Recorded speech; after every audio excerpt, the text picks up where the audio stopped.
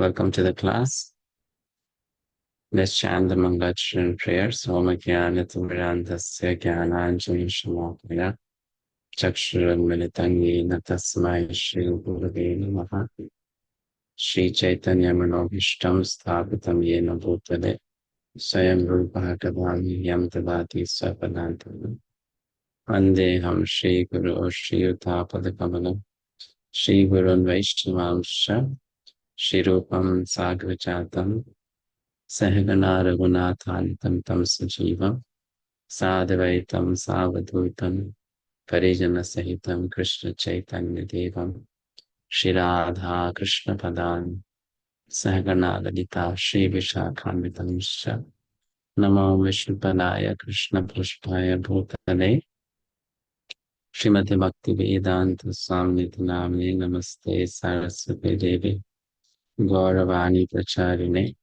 Nirvisesha Shunyavadi Pashyati Deshatarine Namo Mahavadanyaya Krishna Premadaiti Krishnaya Krishna Chaitanya Namine Gautashke Namo He Krishna Karuna Sindhu Dinabandho Jagatpate Gopesha Gopika Kanta Radha Kanta Namsate Tapta Kanchana Gaurangi Radha Vrindavaneshwari Vrishabhanusute Devi Pranamami Haritye Vanchakalpatarvyascha Kripa Sindhu Evacha Patitanam Pavanebhyo Vaishnavebhyo Namo Namaha Jai Shri Krishna Chaitanya Prabhu Nityananda Shri Advaita Gadadhara Shivasadi Gaura Bhakta Hare Krishna Krishna Krishna Hare Hare Hare Rama Hare Rama Hare Hare.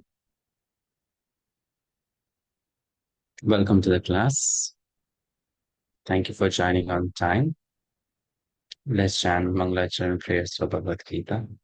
Namostate Vyasa Buddhe Ullarvindayata Patra Netre Yena Tvaya Bharata Taila Purnaha Prachvaduto Jnanamaya Pradipaha Prapanna Parijataya Putra Vaitraika Panaye Jnanamudraya Krishnaya Gita-mrita Duhe Namaha. We are studying chapter 3 of Bhagavad-gita as it is. So we have to read from verse number 33 onwards.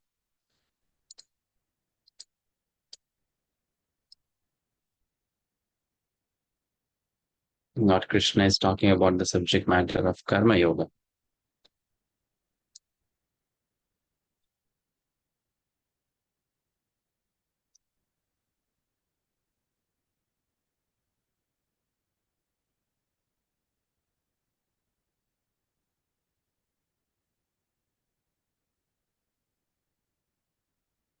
Sadrisham cheshtate swasyaha prakritirjnanavanapi prakritim yanti bhutani nigraha kim karishyati. Even a man of knowledge acts according to his own nature, for everyone follows the nature he has acquired from the three modes.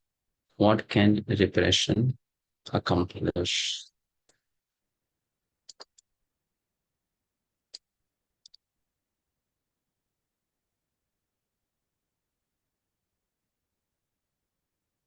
Jnanavanapi. Jnanavan means a person who is knowledgeable.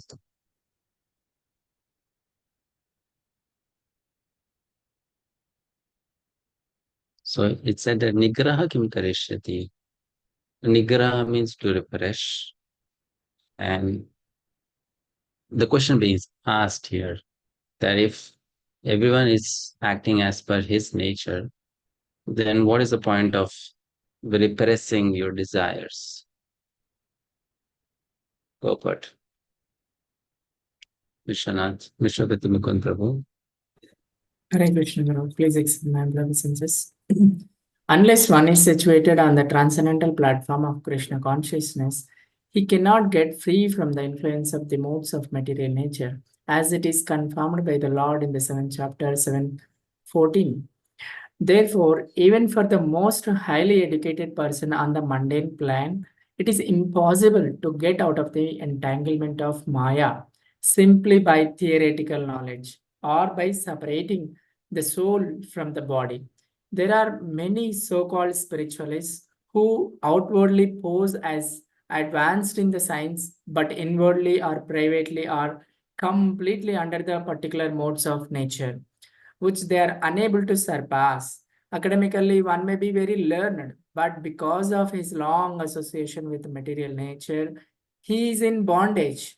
Krishna, Krishna consciousness helps one to get out of the material entanglement, even though one may be engaged in his prescribed duties in terms of material existence.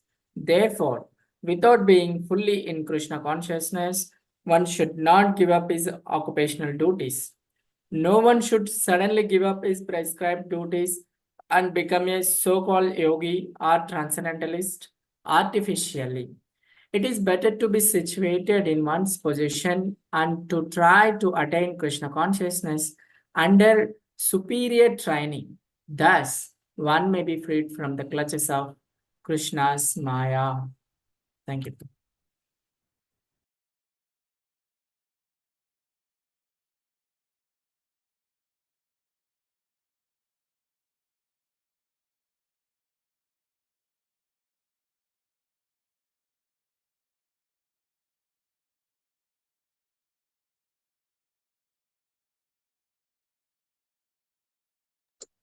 So a question may be raised now that if we are forced to act as per our nature and we become helpless in that, why so many rules and regulations are given in the scriptures to regulate our activities? You know, right? Sorry, someone said something. Can I reply to that question? Yeah. Because we are in the modes, and here it is written in any way we are unable to surpass the mode. So ultimately, our aim is to be situated in Krishna consciousness by elevating ourselves, surpassing the modes of nature. That is why we want to come out of that, and we have to do regulations under the regulations.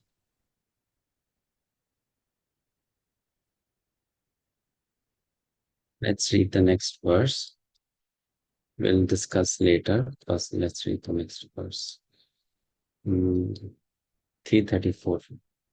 इन्द्रियस्येन्द्रियस्यार्थे रागद्वेषौ व्यवस्थितौ तयोर्नवशम् आगच्छेत् तौ हि अस्य परिपन्थिनौ. There are principles to regulate attachment and aversion pertaining to the senses and their objects. One should not come under the control of such attachment and aversion because they are stumbling blocks on the path of self-realization.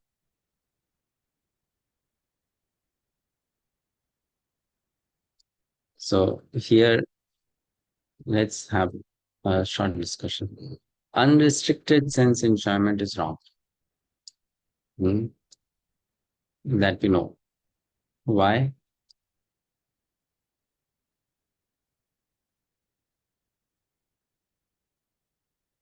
Why? It throws us to be entangled in more and more in modes of material nature. Okay. And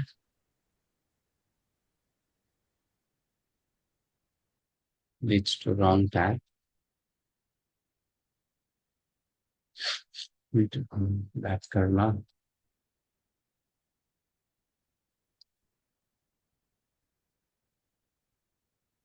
Unrestricted sense enjoyment is wrong. Why? Binds us more to this material world. Will not be able to get out, leads to suffering.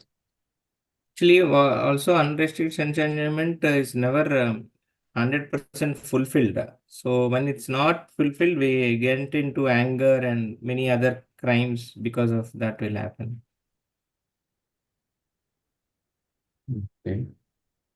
takes us away from Krishna, leads to hellish planets, attachment to material things. Yes. So it's the cause of material engagement. And solution is what?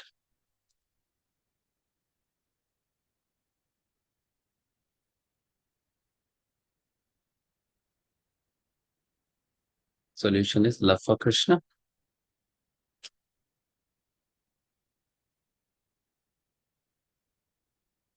Solution is to engage our senses in service of doing service to the Lord.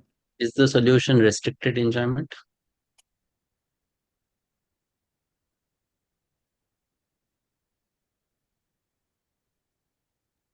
No, that is not really full solution. That's not really full solution. Engaging Correct. senses in service to Krishna is. Yes, true. Yes, so let's read the purport. What does Prabhupada say about purport by Srimad? Hare Krishna, Prabhuji. Those who are in Krishna In consciousness, restricted sense enjoyment, there is a tendency. Someone is reading the purport by Srimad. those who are in Krishna consciousness are naturally reluctant to engage in material sense gratification. But those who are not in such consciousness should follow the rules and regulations of the revealed scriptures. Unrestricted sense enjoyment is the cause of material engagement.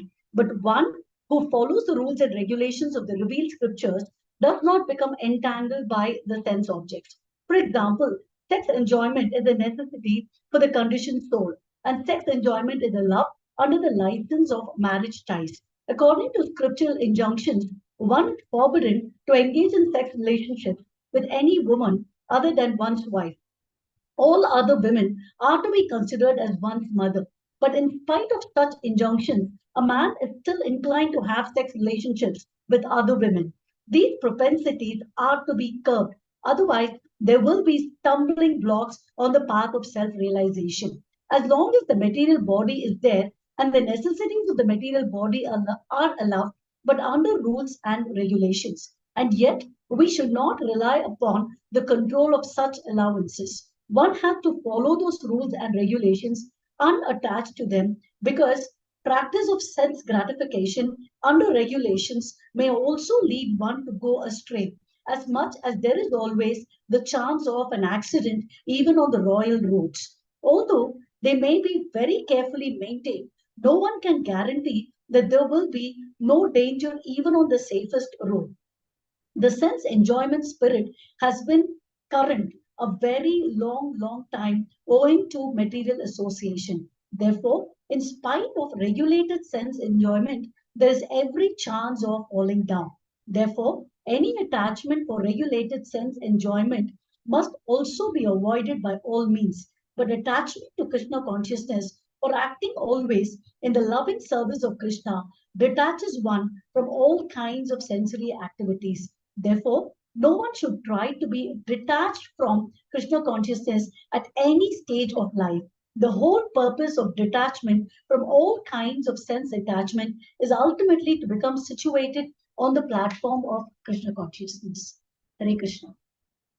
Hare Krishna.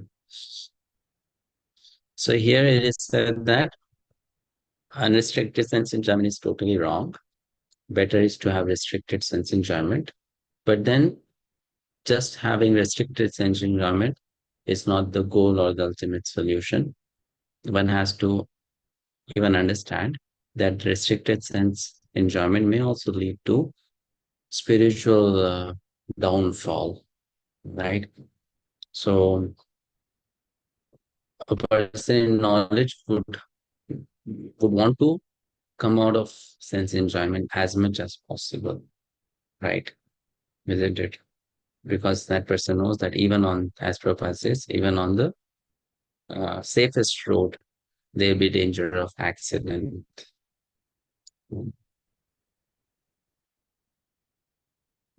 Indriyasyendriyasyate ragavesho vyavasthito. So there's explanation given in this regard by our acharyas. What is the meaning here of verse.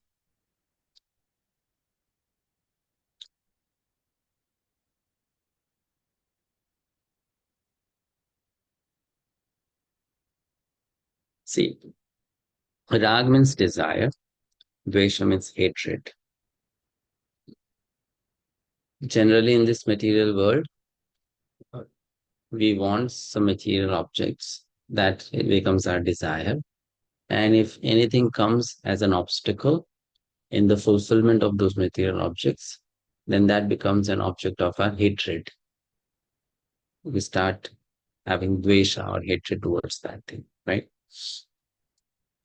In the scriptures, we find two kinds of activities mentioned. One is prescribed action, which we are supposed to do, and the other is forbidden action, which we are supposed to not engage in. Now, our mind, because of our conditioning, what it does is it has hatred towards the prescribed action, right? And it has attraction for the forbidden action. Why so? Because of past sinful impressions or vasanas. So the mind tries to be attracted towards forbidden actions and have hatred towards prescribed actions. That is what is being mentioned in this verse. And the verse says, the translation of that verse is,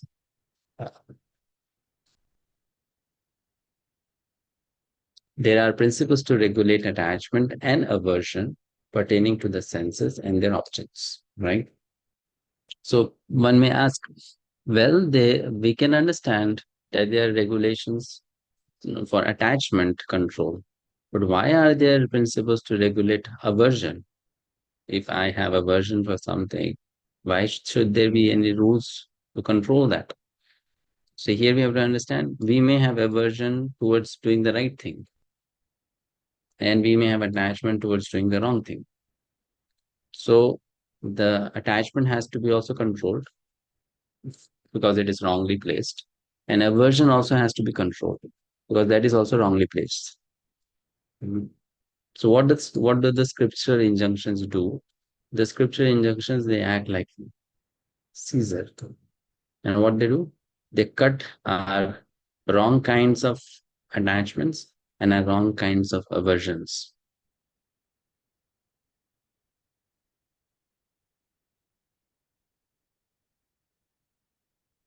Right? Now, there is this particular quality in the jiva known as free will. What are vasanas? Vasanas are past sanskars or impressions by which experience of previous lives stay with us, life after life. And under certain conditions, these impressions, they activate, creating memory of our previous likes and dislikes. That's how the desires appear and the jiva starts functioning. Like to give you an example. As a child, you might have eaten something which was locally available in the city where you were born and brought up. And then let's say you grew up and then you move to a different city or a different country where that particular preparation is not commonly available. Okay. Now, after 20, 30 years, if you happen to visit again the city in which you were born, because you came to that city, suddenly a memory will come. You know, when you were a child in this city, you used to enjoy eating this particular preparation, which you get only in this city or only in this part of the country or only in this part of the world. So now you're back into this city. Why don't you again go to the market, buy that food item and enjoy it? Getting it? So this is known as sanskar or impression on the mind of the activities we have done in the past. So what we enjoyed will create a positive impression, and what we have suffered from will create a negative impression. And that will create further desires, or it will create hatred in the mind towards certain things. So here it is being mentioned that though these impressions are very powerful, to instigate the jiva to act in a particular manner. Right? And the free will of the jiva is pulled in that direction. Still, at the same time, if the jiva decides, if the living entity decides to listen to the voice of the scriptures, the statements given in the scriptures, then those impressions or vasanas are not that strong that they can make the jiva helpless and succumb to them. Why? Because the free will of the jiva exists, the free will of the living entity exists. So if someone tells you, after all, even Krishna is saying in Bhagavad-gita, a person is helpless because of his or her nature, and if you give good instructions to that person cannot follow them because the nature will overrule or overpower that person. But Bhagavad-gita itself teaching that though our nature is very strong, and we may become helpless in front of our nature, at the same time, the living entity or jiva is awarded with this quality called free will. And by listening to the instructions of the scriptures, a jiva can avoid falling prey to previous sanskars. That's why the scriptures talk about restriction in sense gratification, restriction in sense enjoyment.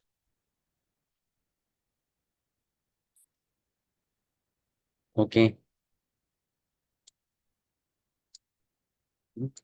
So using the free will, either the living entity can choose to go in the direction of the pull of the vasanas, the past impressions, or the jiva can choose to be pulled in the direction of the scriptures. What do the scriptures say?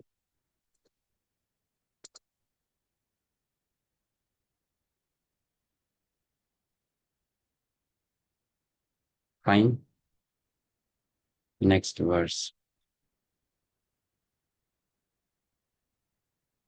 Shreyan sudharmo vigunaha paradharmat svanushtitat swadharme nidhanam shreyaha paradharmo bhayavaha.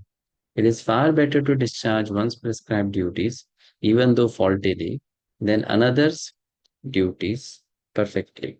Destruction in the course of performing one's own duty is better than engaging in another's duties, for to follow another's path is dangerous. In what context Krishna telling this to Arjuna? Arjuna wanted to do whose duty? Wanted to become a sannyasi. Yogi's His duty as a Kshatriya and Non-violence, Brahmana's duty. because he wants to Correct, beg or correct, go to the correct. forest. He wanted to give up Kshatriya's duty and act as a Brahmana, right? Taking to non-violence. So Krishna is saying better to engage in your own duties as Kshatriya, even if it has some faults, than to perform someone else's duty. That is dangerous. Yes, Suman Prabhu.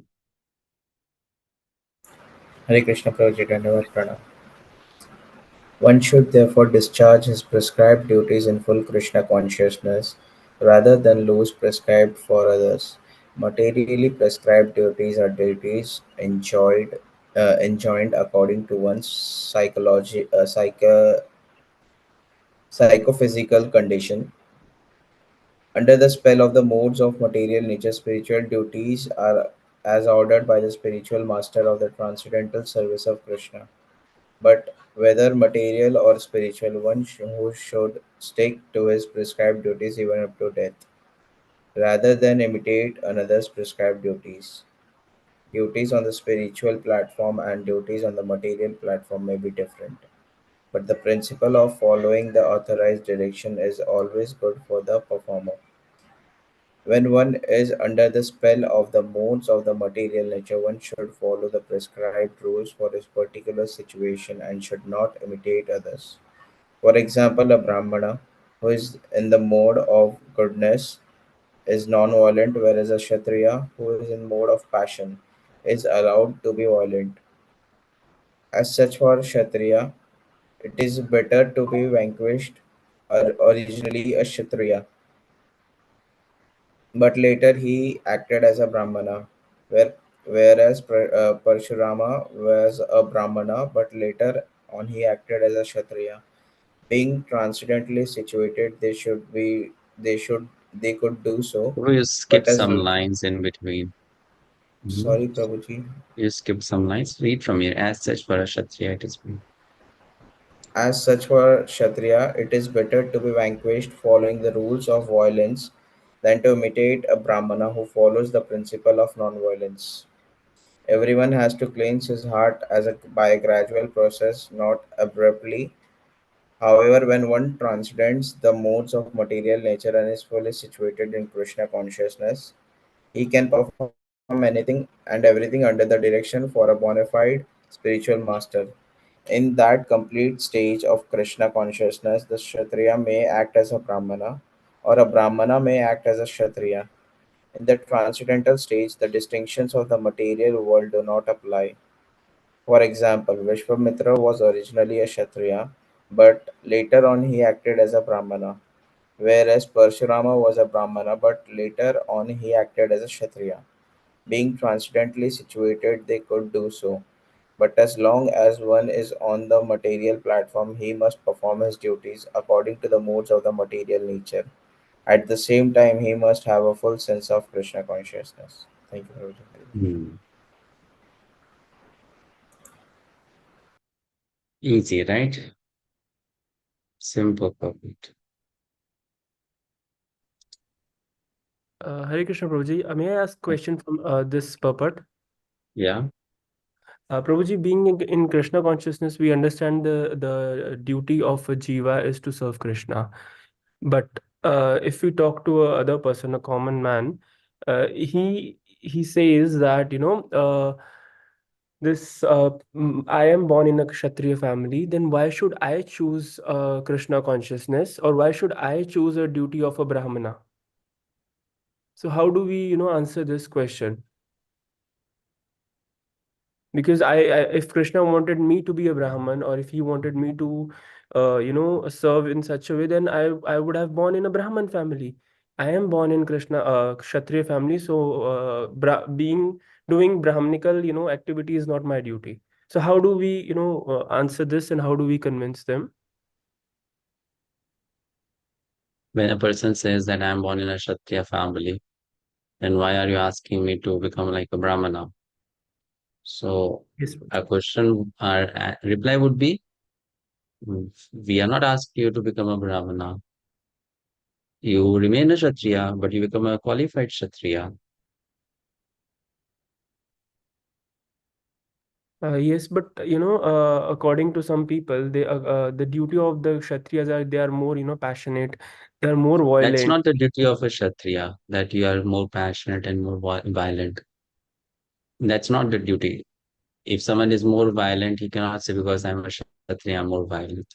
You have to be violent for the right thing. You can't just be volatile in nature and say, I'm a Kshatriya. Not.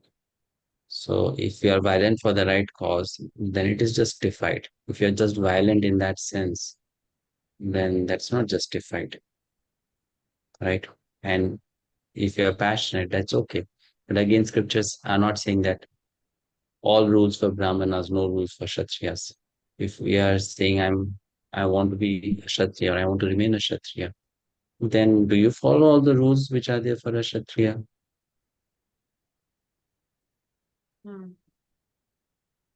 Right?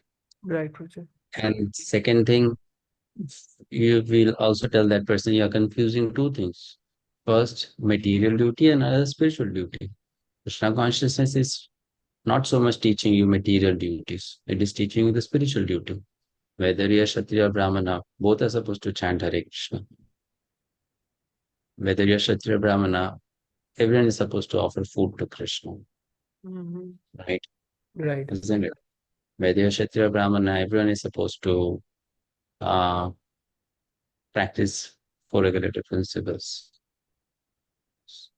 Everyone is supposed to go to temple. So how can we say that we are trying to make you a Brahmana only? No. Nothing like that. Okay, Prabhuji. Thank you, Prabhuji.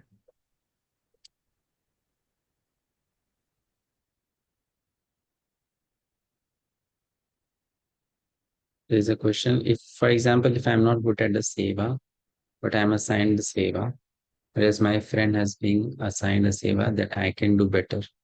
So in that situation, what should be done according to the purport of 3.35? Good question.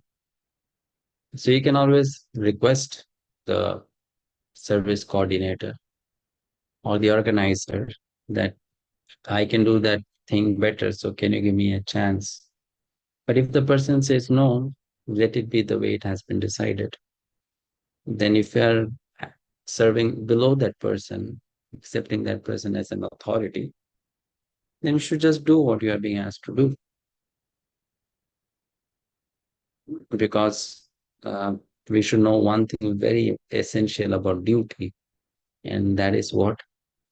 Duty, like medicine, works best when prescribed. So you should know duties are not chosen. That let me choose to do this duty of mine. No, duties are not chosen. Duties are awarded. Duties are given. You're authorized or you're, supposed to do or act in a particular manner. So if we are told to act in a certain manner, we can always speak to the person who is giving us a duty that this is not my nature. Can you give me something close to my nature? But if that person doesn't agree and we still choose to serve under that person, then we have to accept what the person is saying. Or the other solution is, or the other option is, then you don't act under that person, accepting that person as an authority. But if you accept that person as an authority, then you have to listen to what that person is saying. It's very simple. Like if you join a company and the company has employed you in a particular designation, then you may always tell, I can work better in a different professional way than in this particular profile. And if the company says no, so you have no choice. Either you continue with the company or you give up that company and you go for a different profession or job. Right. And likewise.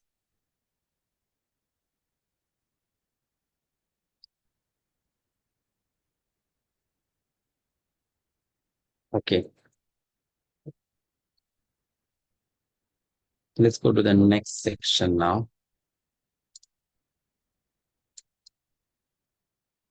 Arjuna Vacha Athakena Prayukto Papam Charati Purushaha Anichannapi Vashneya Baladeva Niyojitara. Arjuna said, O descendant of Vrishni, by what is one impelled to sinful acts, even unwillingly, as if engaged by force?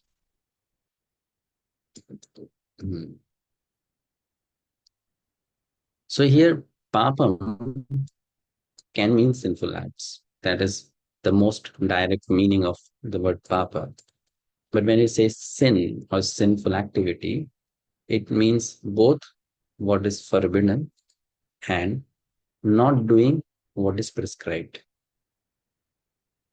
Understanding? Sinful doesn't mean just doing what is forbidden. Sinful also means not doing what is prescribed. Like to give you an example, if Arjuna decides to not fight, though he is supposed to fight, so will that act be called sinful?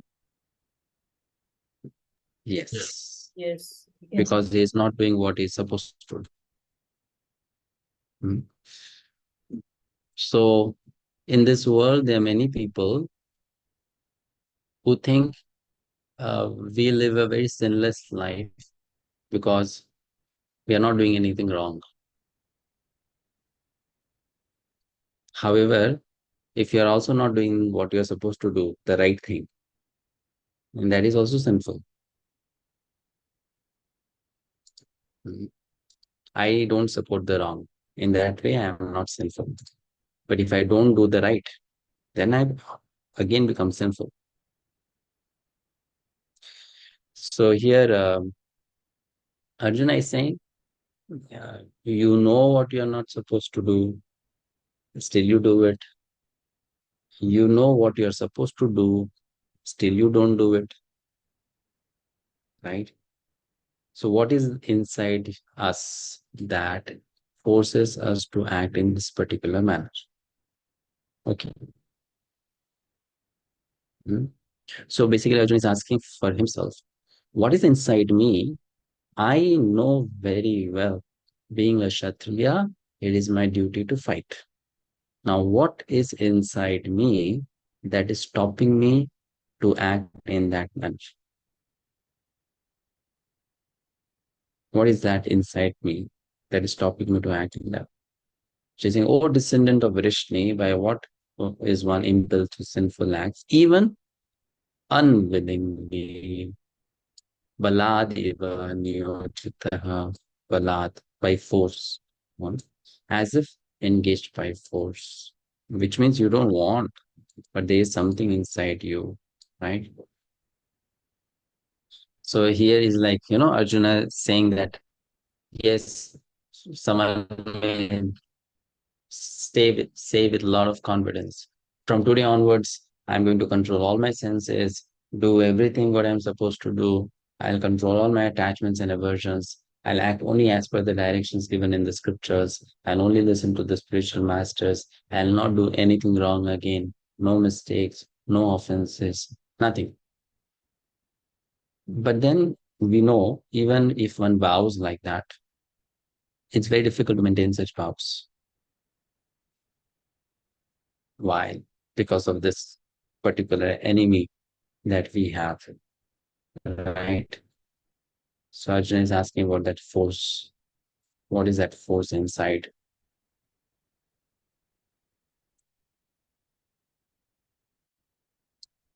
Baladiva niyojitaha, anichanapi varshneya, by force.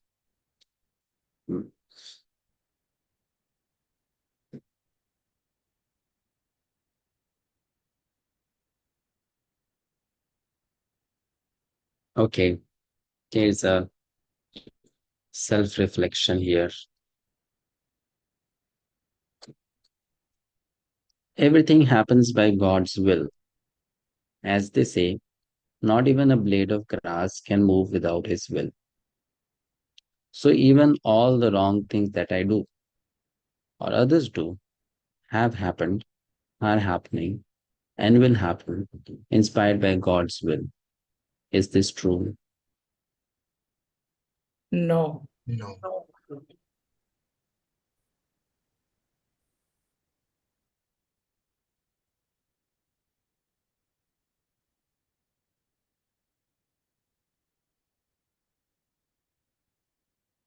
Arjuna said, no, there is a force inside us which pushes us to do the wrong. Is that force God, Krishna?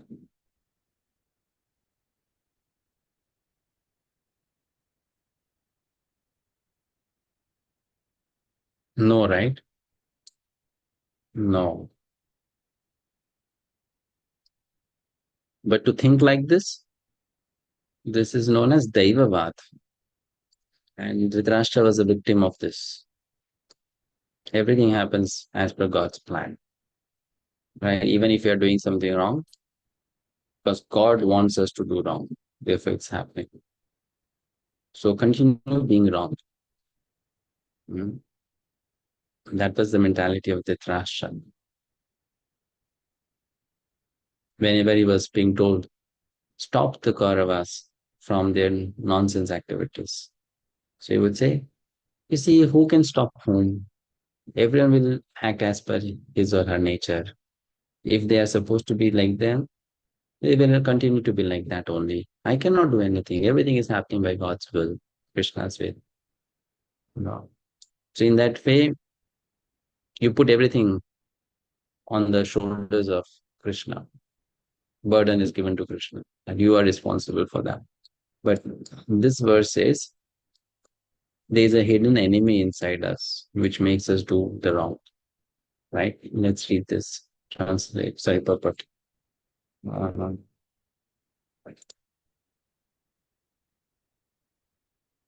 Pavani Mataji.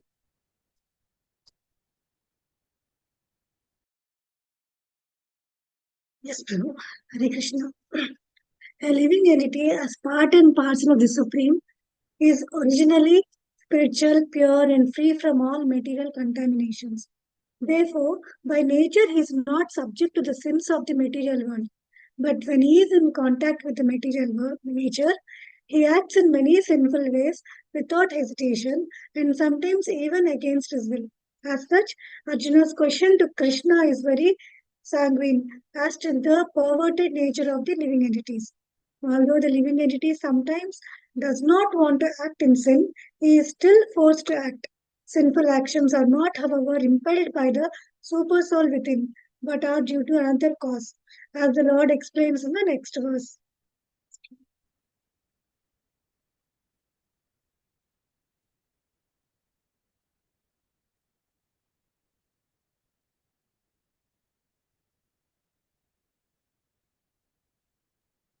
Krishna replies here in the next verse. He says, Kamesha Krodesha Rajoguna Samudbhavaha Mahashano Mahapapma Vidhinam Ihaverinam. So, Krishna's reply is very simple and clear. The Supreme Personality of Godhead said, it is lust only, O Arjuna, which is born of contact with the material mode of passion and later transformed into wrath, and which is the all-devouring, sinful enemy of this world. Nisha Mataji, Hari Priya, first paragraph. Hare Krishna, Prabhu Ranava Pranam. When a living entity comes in contact with the material creation, his eternal love for Krishna is transformed into lust in association with the mode of passion, or in other words, the sense of love of God becomes transformed into lust as milk in contact with sour tamarind is transformed into yogurt. Then again, when lust is unsatisfied into illusion, and illusion continues the material existence. Therefore, lust is the greatest enemy of the living entity, and it is lust only which induces the pure and living entity to remain entangled in the material world. Wrath is the manifestation of the mode of ignorance. These modes exhibit themselves as wrath and other corollaries. If therefore the mode of passion, instead of being degraded into the mode of ignorance, is elevated to the mode of goodness by the prescribed method of living and acting, then one can be saved from the degradation of wrath by spiritual attachment. Hare Thank Krishna. you. Hare Krishna. Yes. Abhishek Prabhu. The Supreme Personality of a Godhead expanded himself into many for his ever increasing spiritual bliss. And the living entities are parts and parcel of this spiritual bliss. They also have partial independence, but by the misuse of their independence, when the service attitude is transformed into the propensity for the sense enjoyment, they come under the sway of lust. This material creation is created by the Lord to give facility to the conditioned souls to fulfill these lustful propensities, and when completely baffled by the prolonged lustful activities, the living entities begin to inquire about their real position. This inquiry, okay. Next, Alok Prabhu.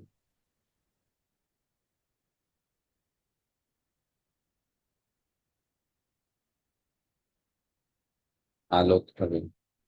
Hare Krishna Prabhu, Dandavat. This enquiry is the beginning of the Vedanta Sutra, where it is said that Atato Brahma Jinasa, one should inquire into the Supreme, and the Supreme is defined in Srimad Bhagavatam as Janamadi Asya Yato Navayadi Itarasya Cha, or the origin of everything is the Supreme Brahman. Therefore, the origin of lust is also in the Supreme. If therefore lust is transformed into love for the Supreme, or transformed into Krishna consciousness, or in other words, desiring everything for Krishna, then both lust and wrath can be spiritualized. Hanuman, the great servitor of Lord Rama, exhibited his wrath by burning the golden city of Ravana. But by doing so, he became the greatest devotee of the Lord. Here also in Bhagavad-gita, the Lord induces Arjuna to engage his wrath upon his enemies for the satisfaction of the Lord. Therefore, lust and wrath, when they are employed in Krishna consciousness, become our friends instead of our enemies. Hare Krishna Prabhu. Yes. See, very interestingly, here it is explained that as we were discussing in the book called Madhurya Kadambini, a person, a devotee, may have a lot of lust or anger or other such flaws in his or her heart when coming to Krishna consciousness. And after coming to Krishna consciousness also, such things may continue to prevail in the heart of a devotee. In that situation, when lust arises or anger arises, the purport is saying that we can use that lust or anger in Krishna Seva. And interestingly, by utilizing that lust and anger in Krishna Seva, you are rewarded as a better servant of the Lord. Srila Prabhupada is giving us an example just to explain, not that Hanumanji falls in that category, but he's saying, just like Hanumanji used his anger in the service of Lord Ramchandra, and by doing so, he became more dear to Lord Ramachandra. Similarly, when I come to Krishna consciousness, I may have these impurities in me, but if I use these impurities in service to Krishna, these impurities may become a cause of me becoming more dear to Krishna. If I use these impurities in Krishna consciousness, So what Prabhupada is saying is that which is your enemy can act as your good friend if that is used in service to Krishna. So lust is bad, very bad. But same lust, when utilized in Krishna Seva, then that lust becomes a friend. Because that lust is helping me to serve Krishna. Right? Lust here basically means desire. Right? So both can be utilized in Krishna Seva. And that's the beauty of Krishna consciousness. That's the beauty of Krishna consciousness. Let's look at this verse again. We heard before that vasana or impressions from the past, they pull us in the wrong direction. So that pull will be there, and that pull is very strong. However, if we add the free will to that pull, then only that pull transforms into desire or calm. Right? So you can see here that contact in Sanskrit is called vasana. The will is contemplation and attachment. And that will is contemplation and attachment, and calm is desire. Right? Please try to understand this.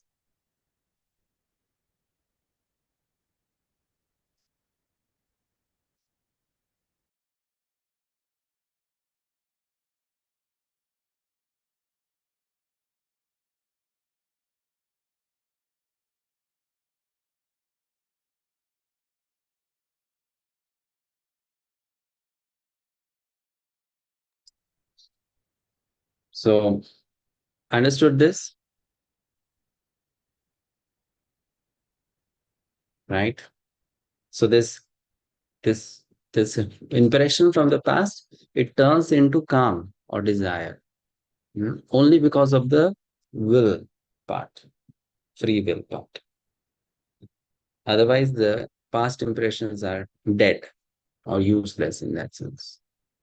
And that willingness is shown by these two qualities, contemplation and attachment. Contemplate on it and become attached to it. That leads to desire. Right. Solution is given. What is the solution? Stop further degradation. If therefore the mode of passion, instead of being degraded into the mode of ignorance, is elevated to the mode of goodness by the prescribed method of living and acting, then one can be saved from the degradation of wrath by spiritual attachment. Now, how to become free from lusty desires? You become free from mode of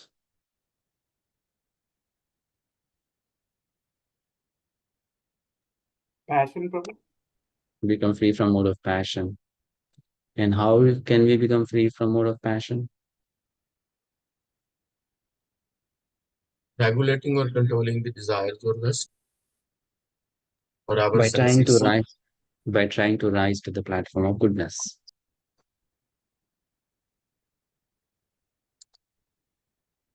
By doing bhakti or whatever different means, right?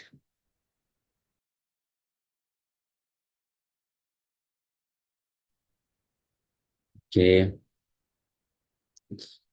3.38.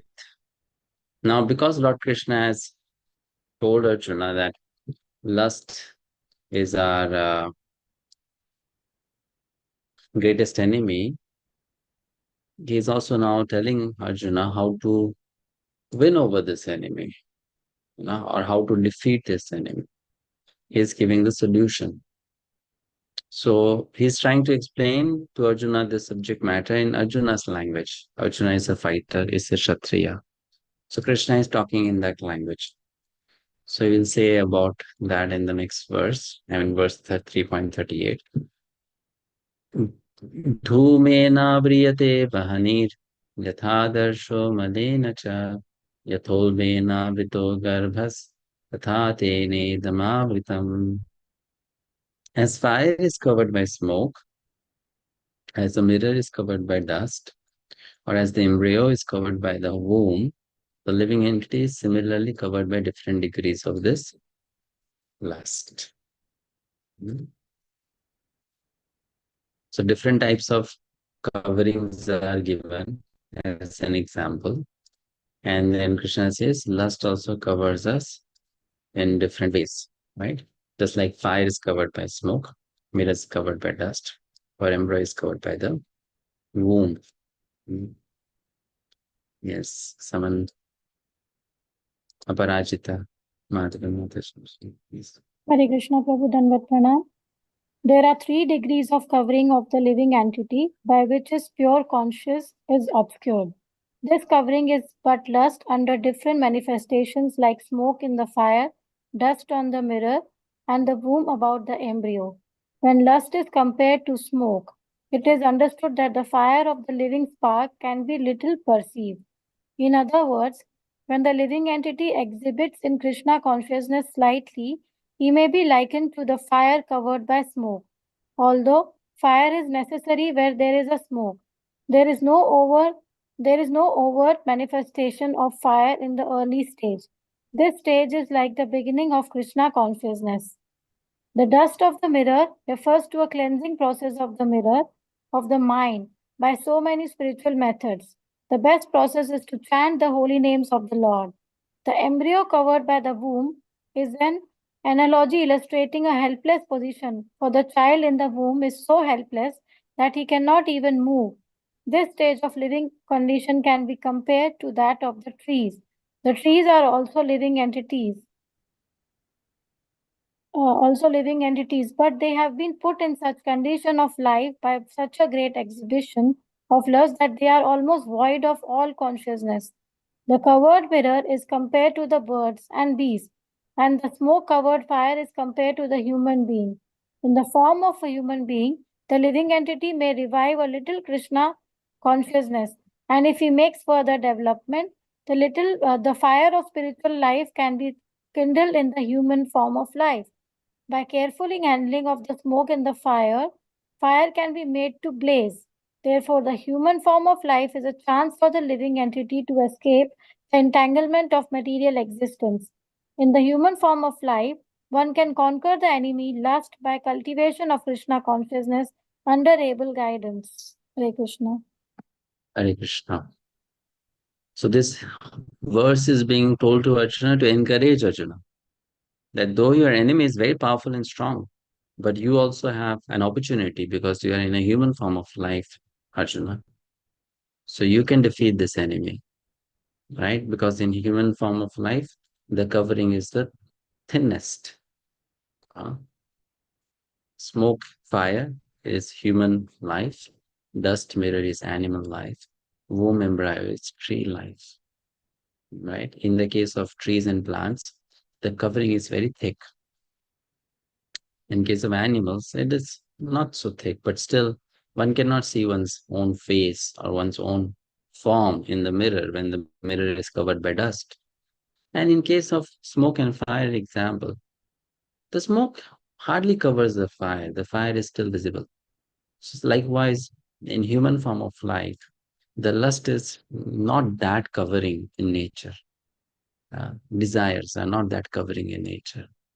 A person can choose to go against those desires. Whereas in other forms, the desires are very, very strong, very impulsive in nature. Therefore, if a human acts very impulsively, then that human is compared to an animal. Right? Isn't it?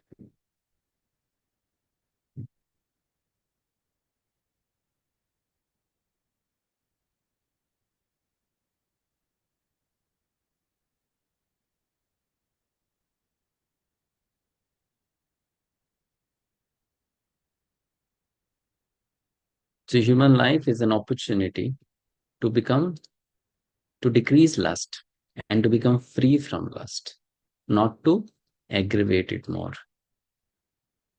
Right? That is the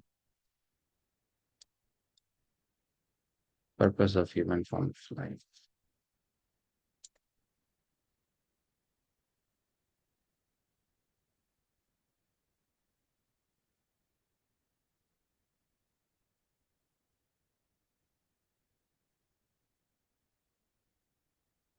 Reflect upon this. It is fashionable these days to wear revealing clothes, especially for the women class. They think that doing so is an expression of asserting their freedom. You might have even heard people say, "It is my body, and however I dress, is none of your business. It is my choice after all." So, what is the future of a civilization based on this mindset, considering Gita's explanation on the subject of lust?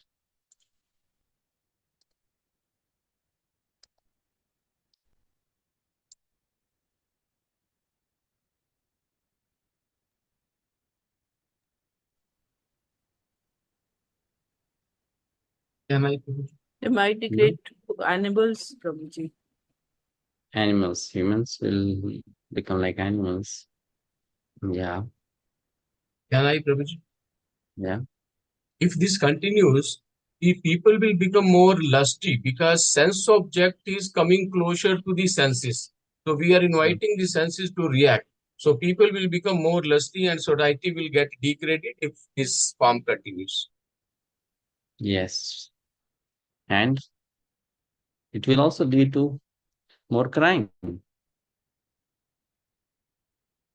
isn't it? Crime will increase. Prabhuji also Varna Shankarna. Yeah, it will lead to adultery, so adultery will lead to Varna Shankara.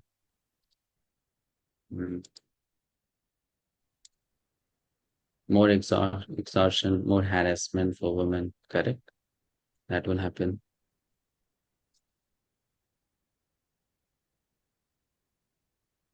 No respect. Yes. Inviting more trouble, definitely.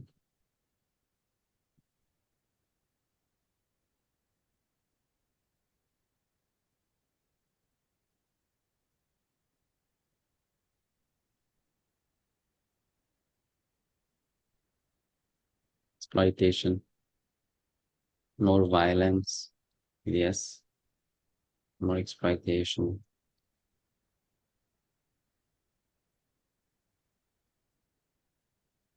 And what is the problem with all of that?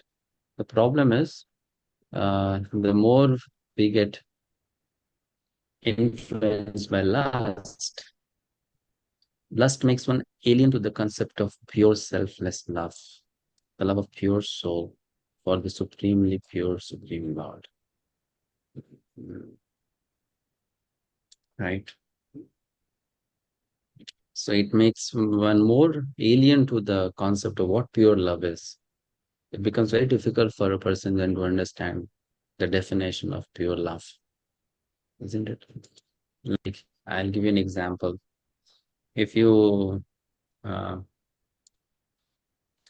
happen to watch any promotion video of the film stars, the actors, and if they are doing a promotion video for their film, or their film has been very successful and it has made lots of money, then what they will say to the audience or to the interviewer or to the people who are their followers, they'll say, "Thank you for giving us so much of love."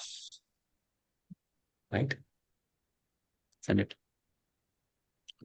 So an actress may wear very short clothes on the screen, and then she will say, "Because you watched my movie, thank you so much for giving so much love." So from that statement, we understand that that actress does not understand the meaning of love. Isn't it? That means she's becoming more and more alien to the concept of pure love. She doesn't understand what pure love is. She is thinking this is love. Isn't it? So that's what happens to the conditioned soul or a living entity. That one becomes more and more far, away from the concept of pure love. So if then we tell that a person about pure love of Krishna, pure love of the pure devotees of Krishna, nothing will enter their head and nothing will touch their heart. They cannot understand, cannot comprehend, right? They cannot. Then if you talk about the loving pastimes of Radha and Krishna, they cannot think this is different from normal woman, man, or girl, boy affair. Right? They cannot understand. Difficult for them to understand. Okay, next verse. Avritam jnanam etena jnanino nityavairina kamarupena kaunteya dushpurena nadenacha. Thus the wise living entity's pure consciousness becomes covered by his eternal enemy in the form of lust, which is never satisfied and which burns like fire. So pure consciousness is covered by this enemy, and this covering is so thick and it's so undoable. And once the covering comes, it may take lifetimes and lifetimes to remove that covering from its thickness to little less thickness. It takes long amount of time for the living entity. Let's read the purport by Srila Prabhupada. Usha Mataji. Hare Krishna Prabhuji, Dhanavad Pranam. It is said in the Manusmriti that lust cannot be satisfied by any amount of sense enjoyment, just as fire is never extinguished by a constant supply of fuel. In the material world, the center of all activities is sex, and thus this material world is called Mithai Guna Agra, and all or the shackles of sex life. In the ordinary prison house, criminals are kept within bars. Similarly, the criminals who are disobedient to the laws of the Lord are shackled by sex life. Advancement of material civilization on the basis of sense gratification means increasing the duration of the material existence of a living entity. Therefore, this lust is the symbol of ignorance by which the living entity is kept within the material world. While one enjoys sense gratification, it may be that there is some feeling of happiness, but actually that so-called feeling of happiness is the ultimate enemy of the sense enjoyer. Hare Krishna Prabhuji, Dhanavad Pranam. Thank you. Hare Krishna.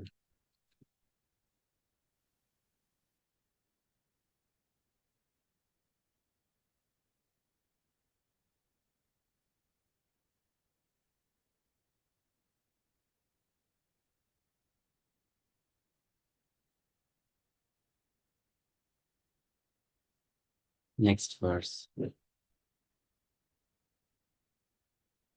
Indriyani manobuddhir ashyadhishthanamuchyate eter vimohayatyesha jnanamavrityate hinam. The senses, the mind, and the intelligence are the sitting places of this lust. Through them, lust covers the real knowledge of the living entity and bewilders him. So Krishna is talking about the location of the enemy. The enemy is located at the mind, the senses, and the intelligence.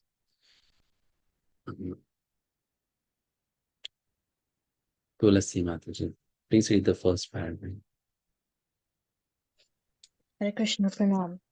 The enemy has captured different strategic positions in the body of the conditioned soul, and therefore Lord Krishna is giving hints of those places so that one who wants to conquer the enemy may know where he can be found.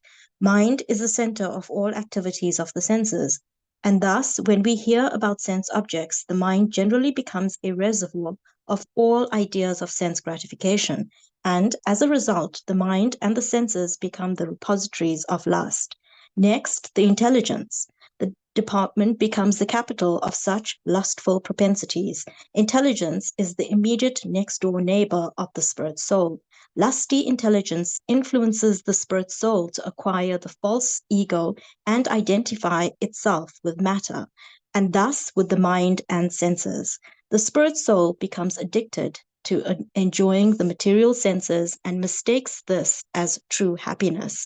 This false identification of the spirit soul is very nicely explained in the Srimad Bhagavatam 10.84.13.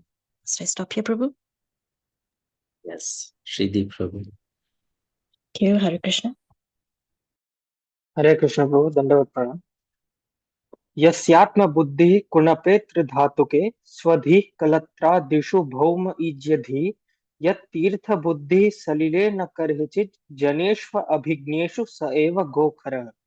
A human being who identifies this body made of three elements with his self, who considers the byproducts of the body to be his kinsmen, who considers the land of birth worshipable, and who goes to the place of pilgrimage simply to take a bath rather than meet men of transcendental knowledge there, is to be considered like an ass or a cow. Hare Krishna.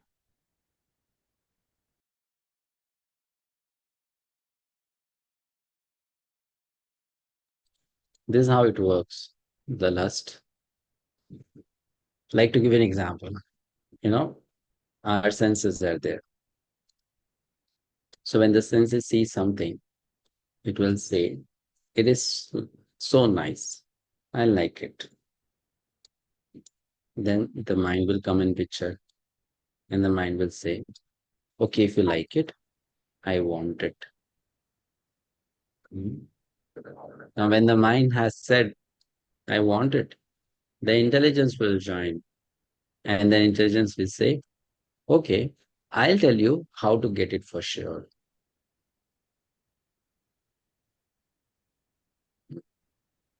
So this is how the lust will attack these three different locations. First, it will start at the sense level. Then it goes next to the mind. Then it goes next to the sense. It goes to the intelligence.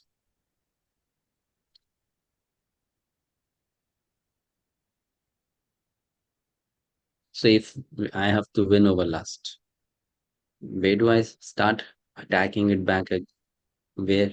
At the senses first? At the Or at the mind? senses. Or at Intelligence. the intelligence? Intelligence. With the Intelligence. intelligence? Yes, it needs to control the Senses. mind. Mind in turn controls the senses. Very good. So here the verse which just read said that the senses are under the control of the mind, and the mind is under the control of the intelligence, and the intelligence is under the control of the soul, right? So if I am able to spiritualize my intelligence, then even if there are stimulations at the level of the senses, and even if there are demands by the mind, the intelligence will say no. But till the time the intelligence is spiritualized, which means the intelligence is still very weak now. Till that time, what I have to do?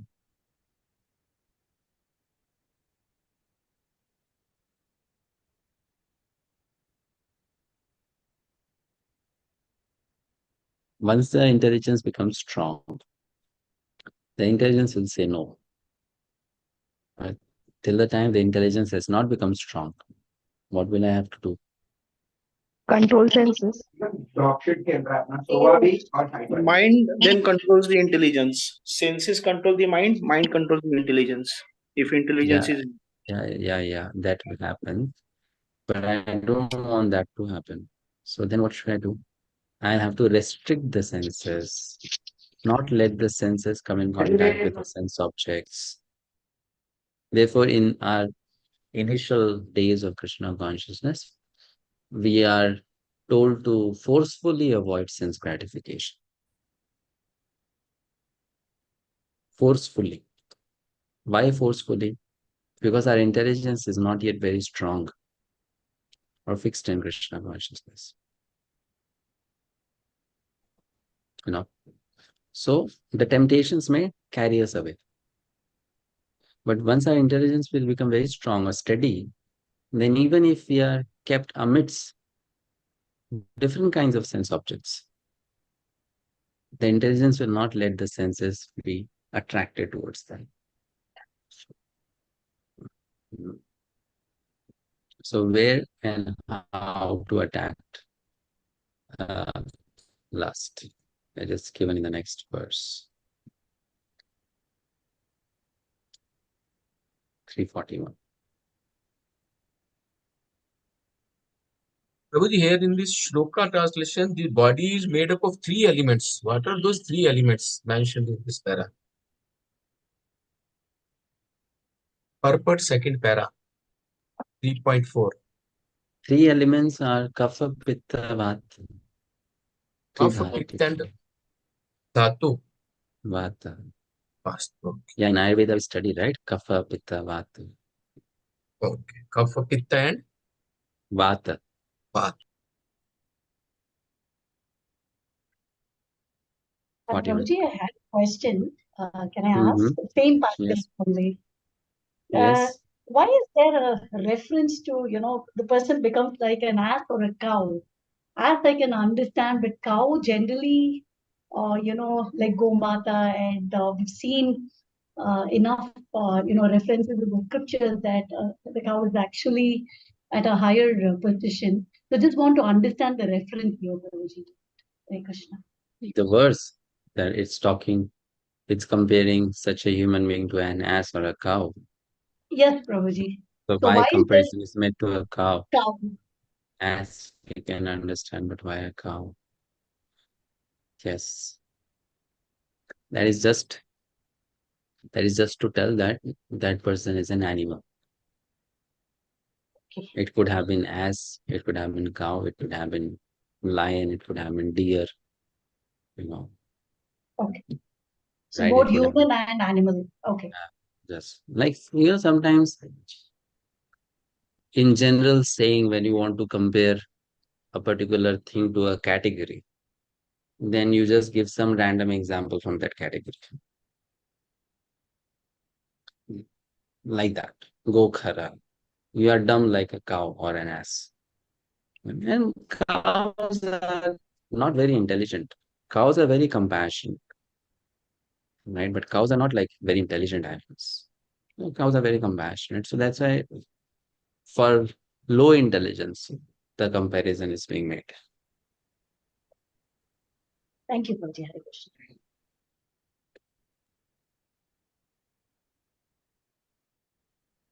Next verse. Tasmatam indriyani ado niyamya bharatarshava papmanam prajahihenam jnana vijnana nashanam. Therefore, Arjuna, best of the Bharatas, in the very beginning curved this great symbol of sin by regulating the senses. Why regulating the senses first? Because the intelligence has not yet become spiritualized. And slay this destroyer of knowledge and self-realization. Okay. Shamalamat.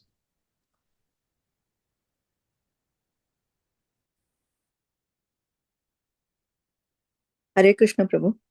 Purport: the Lord advised Arjuna to regulate the senses from the very beginning so that he could curb the greatest sinful enemy, lust, which destroys the urge for self-realization and specific knowledge of the self. Jnana refers to knowledge of self as distinguished from non-self, or in other words, knowledge that the spirit soul is not the body. Vijnana refers to specific knowledge of the spirit soul's constitutional position and his relationship to the Supreme Soul. It is explained thus in the Srimad Bhagavatam 2.9.31.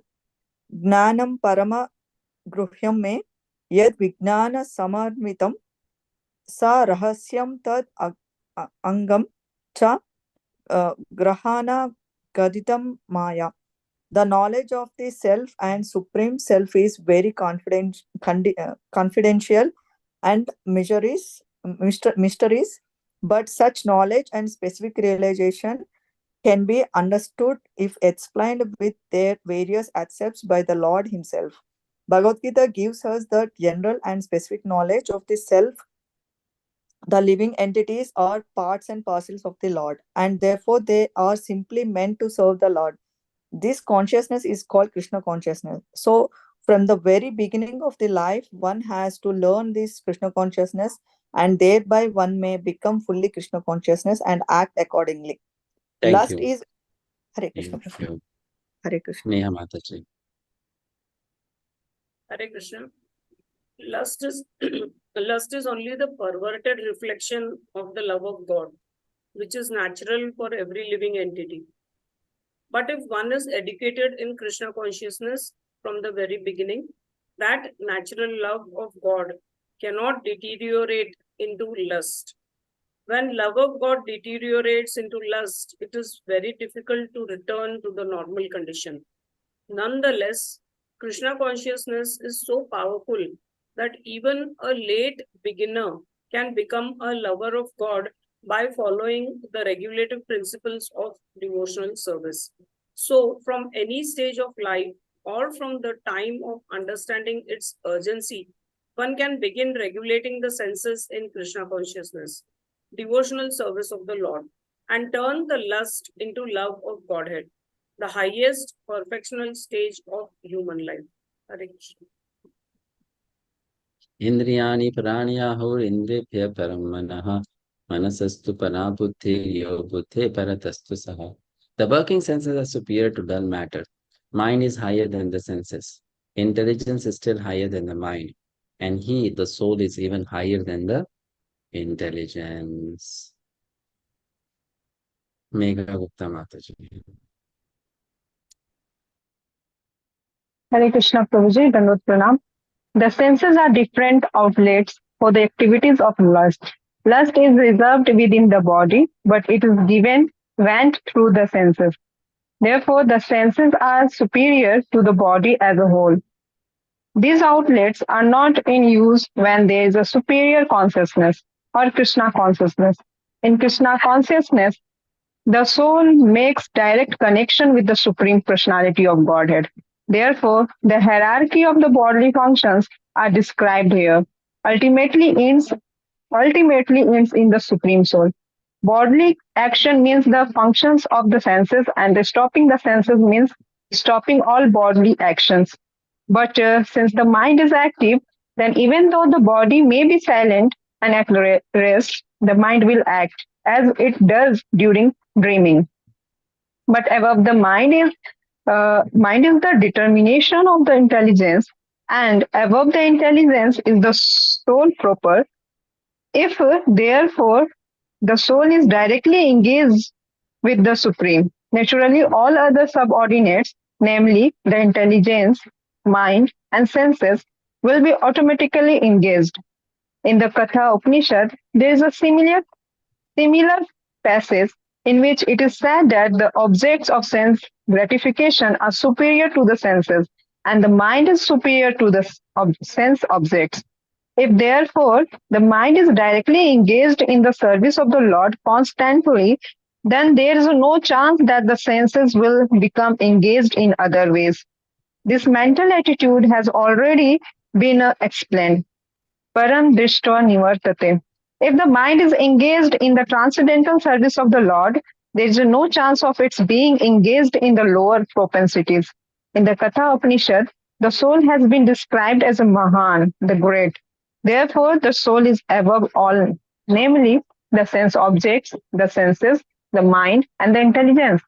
Therefore, directly understanding the constitutional position of the soul is the solution of the whole problem. With intelligence. Hare Krishna Prabhuji. Lalita Prishta Gopinath. Dhanana Pranam Prabhuji.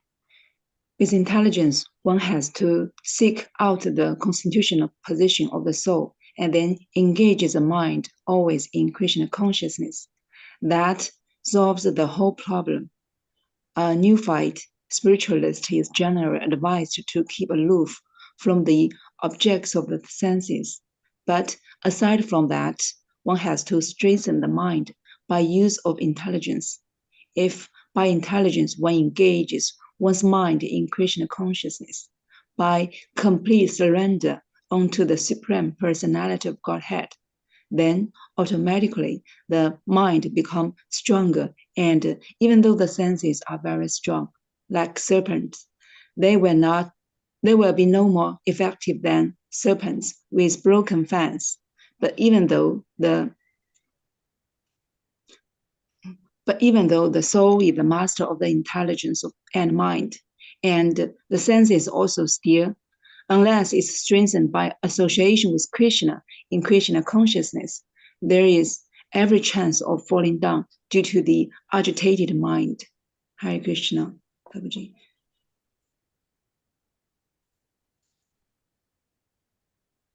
So we learn here that determination is a function of intelligence. Thus, stronger intelligence means stronger determination to control the mind.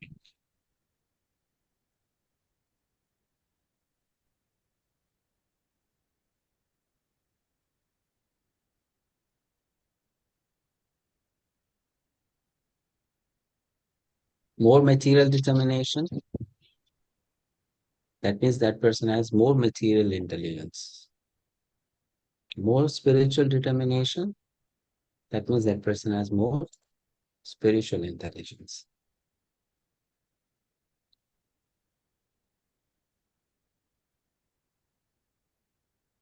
A person may be materially very intelligent and also materially very, very determined. But does it mean that person will be equally spiritually intelligent and spiritually determined? No. No. Because we have already learned before, Vishwanath Chaudhary Thakur has said, there are two kinds of intelligence. right? Material and spiritual. So a person will be materially very determined, but then when it comes to spiritual life, that person may have no determination at all.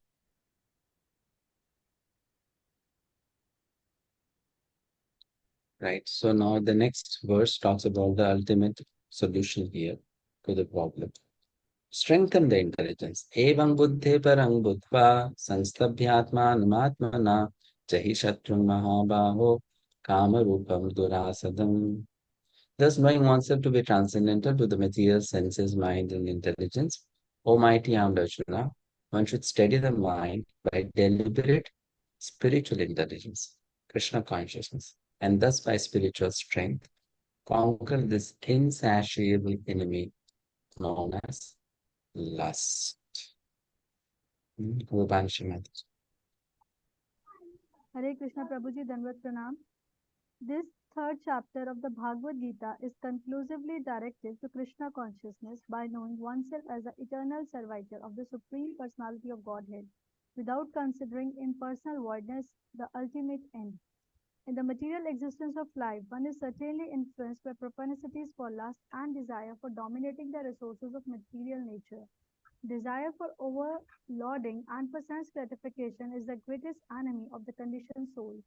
But by the strength of Krishna consciousness, one can control the material senses, the mind, and intelligence. One may not give up work and prescribed duties all of a sudden, but by gradually developing Krishna consciousness, one can be situated in a transcendental position without being influenced by the material senses and the mind. By steady intelligence directed toward one's pure identity. This is the sum total of this chapter. In the immature stage of material existence, philosophical speculations and artificial attempts to control the senses by the so-called practice of yogic posture can never help a man towards spiritual life.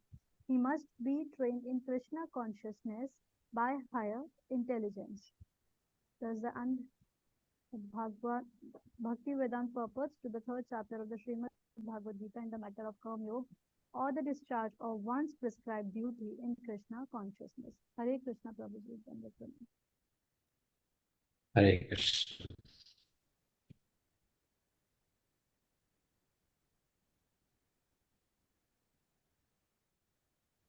Okay. So this is the whole chapter at a glance. Arjuna first inquired about karma or tyaga. Should I continue to work or should I renounce? Krishna told, do nishkam karma yoga, Arjuna. Then he explained karma kanda, karma yoga, the importance of sacrifices.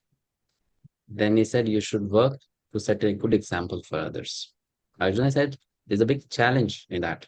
There's an enemy which forces me to do the wrong things and stops me from doing the right things. What is that enemy? What is that force? So Krishna talks about that enemy known as lust, the inner enemy.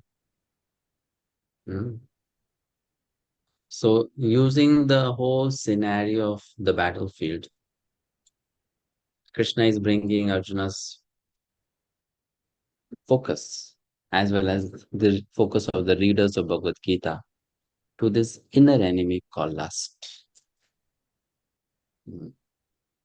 That is the main enemy of Arjuna, not the Kauravas. And that is the main enemy of every conditioned soul, not the enemies that we think are around us. Right? So then the message of Bhagavad Gita is to conquer or win over this enemy called lust. Okay, so this chapter gets over here. Any questions or comments? Ashok Prabhuji. Prabhuji, regarding controlling the lust, in Shloka 41, it was initially we should try to control the senses because intelligence is not spiritualized. That is understandable. Then in 42, in explanation, purport, it is said, the soul can be directly engaged in the service of the Lord, and all the three, mind, intelligence, and the senses can be controlled by the soul if it is directly engaged in the service of the Lord. And in 43, it is said that we should, by using spiritual intelligence, we should try to control the mind and consequently the senses. My question is, between the two, that is, soul is to be directly engaged in Krishna consciousness and try to ultimately control the senses, or we should sharpen the intelligence first by reading of Shastra, then use intelligence to control the senses.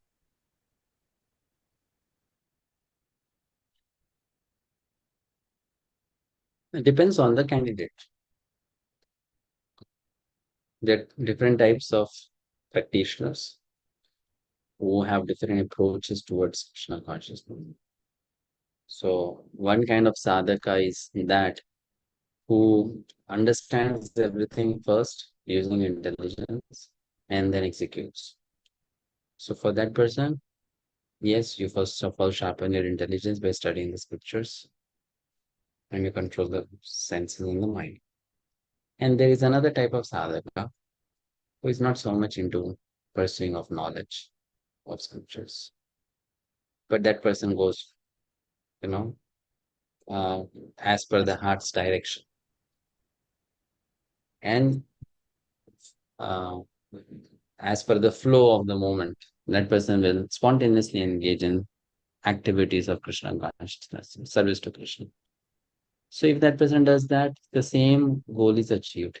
If your senses are occupied by serving Krishna, then the intelligence, the mind, everything will be controlled. Okay. The next question is, soul is the same for everybody. To engage the soul in something, because we are soul, so how do we engage the soul? Means how the soul will function? Soul has not to be engaged. The mind, first of all, the senses have to be engaged. When the senses are engaged, then the soul will eventually get engaged in Krishna consciousness. Okay. So to me, whether my understanding is correct, the best thing will be to sharpen your intelligence by reading the Shastras. Depends on who the candidate is. Like, for example, some people don't have that inclination to serve Krishna. Some people have a natural tendency to serve Krishna. So someone who has a natural tendency to serve Krishna, even if that person is not studying the scripture, but that person is serving Krishna, the goal is achieved. Okay, in that way, soul is engaged. That is, I got the answer. So soul is engaged in Krishna consciousness directly in bhakti, so senses can be controlled. Controlled. Correct. Like, you drink milk, you will get the benefit whether you understand the chemical composition of milk or not, right? Isn't it?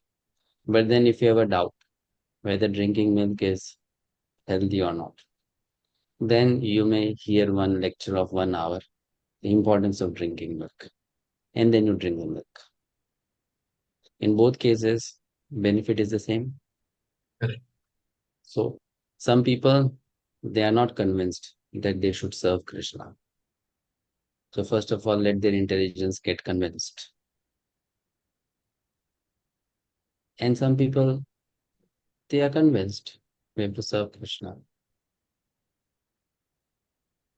So even if they are not separately trying to spiritualize the intelligence or strengthening the intelligence, because they are engaging in Krishna Seva, their intelligence is parallelly becoming strong itself. Ultimately, this also established the superiority of bhakti. Yes, over jnana. Probably one more small clarification. In this written, the senses are superior to the body as a whole. What does this mean? The body is simply 5 elements put together, right? The body becomes functional because of these 10 senses, 5 knowledge acquiring and 5, right, working senses. So without these abilities of the senses to perceive or to grasp the knowledge, the body is useless. Like, to give an example, if you make a robo, the structure of a robo, but that robo cannot take any inputs from the environment around, will that robo be anyway considered useful? No. No. So what are senses? Senses are the inlets or outlets for experience. Without that, what is the use of the body? Body is just only then lump of flesh, blood, bones, etc. Senses are the first elements to get in touch with the outside environment, which affects our consciousness and thinking also. Yeah, so the body is useful because of the presence of the senses. If there's no ability in the senses to perceive, then the body is just...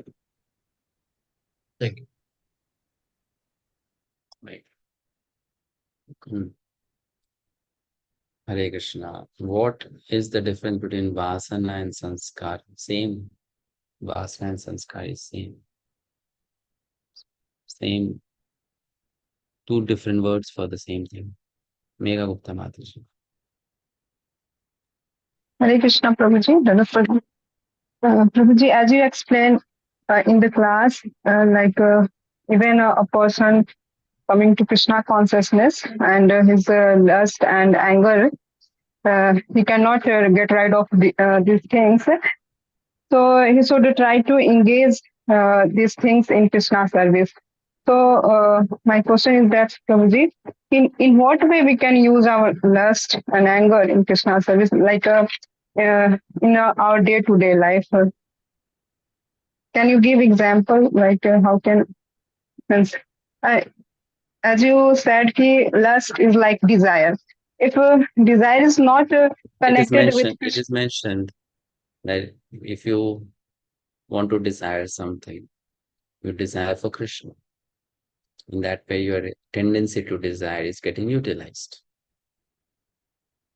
If you want to be angry, then you become angry on people who are against Krishna or against the devotees of Krishna. Then in that way, your anger is being utilized.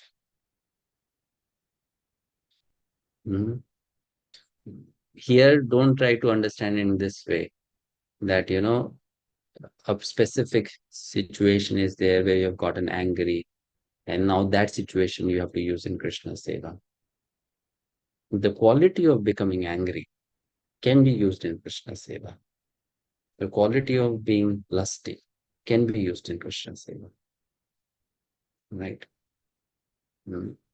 Not that I'm watching a football match of one country,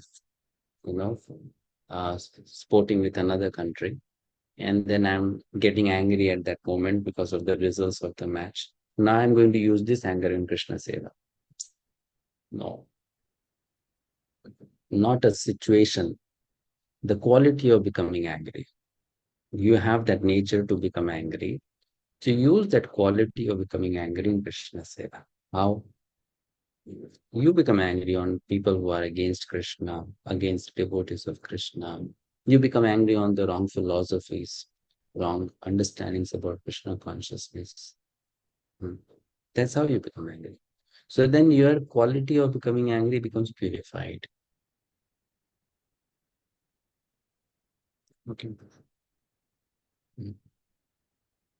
That's the point. Same thing with lust. Same thing with lust or desire. That in a day you may get hundreds of desires. So try to have, in the beginning, some of the desires for Krishna, of Krishna Seva. In that way, the tendency to desire will become purified.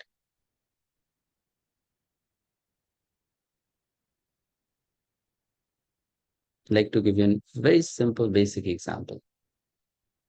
Those people who are working class, the people who are service class people, generally they work 5 days a week, Monday to Friday. Saturday, Sunday is off. So Monday to Friday they will work, or even Saturday they might be working half day or full day. And what they will do, as soon as Saturday comes, they have a, they have a relief. Oh, today is Saturday night. We'll go for watching a movie, or we'll go for drinking in the bar. We'll go for a late night dinner. And tomorrow is Sunday, we are going to sleep for half of the day. Right? So this is a desire. Fine. As soon as the days are getting ticked on the calendar, Wednesday, Thursday, Friday, this stimulation, sensation begins to mm, tick them in the heart. Okay, Saturday is coming. My day to drink is coming. My day to party is coming. So this is tendency to desire, correct? Now same thing can be transformed into Krishna's seva. How? Saturday is coming. It's a day to go to temple. Saturday is coming. It's a day to engage in some preaching, which I could not do during the weekdays. So in that way, you are using that tendency to desire in Krishna seva or Krishna consciousness. So that lust will get purified. Yes, Guruji. Hare Krishna, Guruji. Thank you. Vrindavan Master. Hare Krishna, my obeisances. In the verses 33 and 34, it is explained that it is important for a person to act according to psychophysical constitution and also has prescribed duties that comes out from it. In previous batch, you explained the difference between Nishkama Karma Yogi and devotees, that Nishkama Karma Yogi is not attached to fruits of the actions, but it's attached to the work.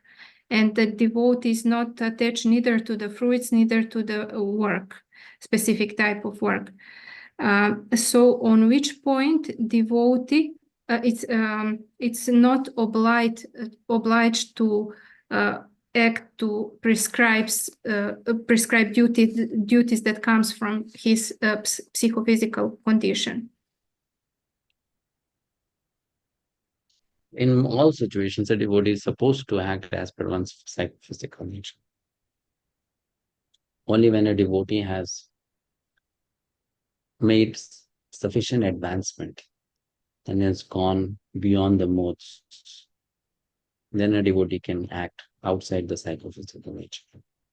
Or if the devotee is instructed by the spiritual master that here is an emergency situation and you have to act outside your nature, then a devotee may also act outside one's psychophysical nature. I'd like to give an example. You may not be a fire expert, right? But let's say you are living in a building which has caught fire, and the ambulance people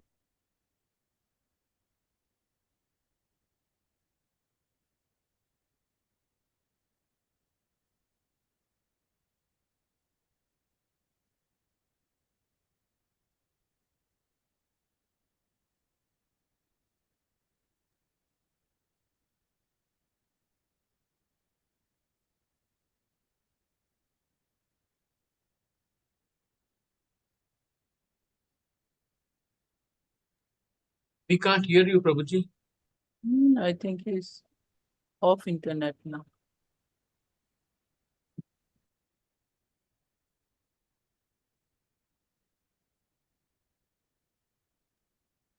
You come.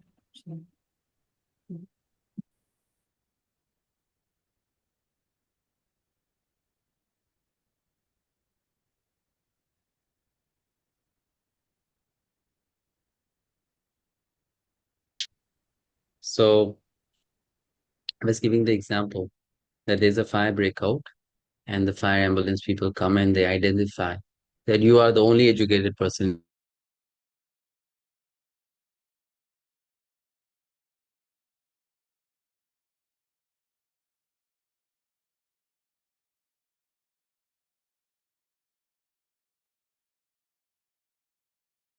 Hare Krishna Prabhu, we cannot hear you.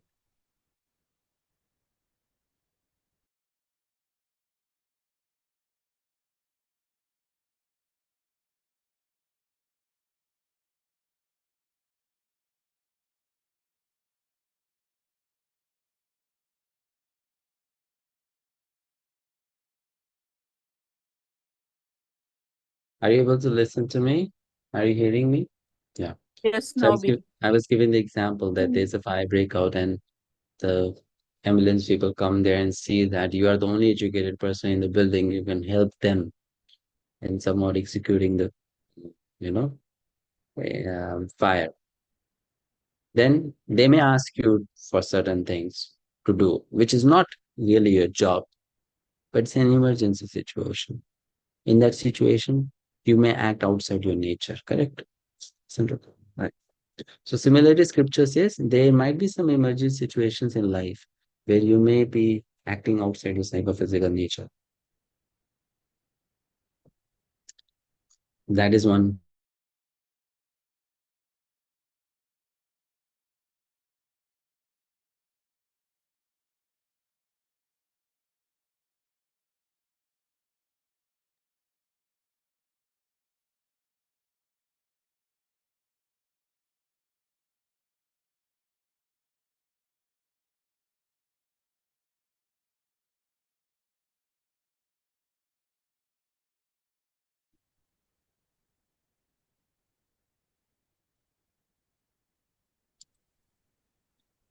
I'm sorry, something wrong with the network. It's getting off again and again.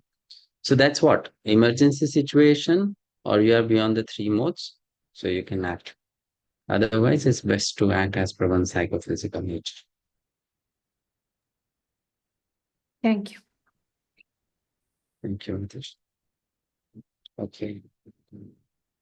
So we stop here and see you tomorrow.